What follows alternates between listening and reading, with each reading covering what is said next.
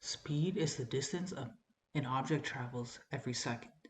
It is a scalar quantity, meaning it only contains magnitude. Now, Usain Bolt runs at 10.44 meters per second. This is only the magnitude. Now, velocity is the rate of change of position. It is a vector quantity, meaning it contains both magnitude and direction.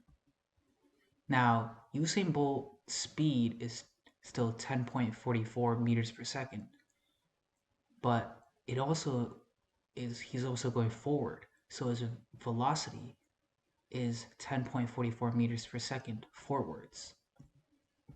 Now, instantaneous speed and velocity is the speed or velocity of an object at any given point in time. Now, how do you find it on a displacement time graph? First, you draw a tangent at the required time. Then you calculate the gradient of that tangent.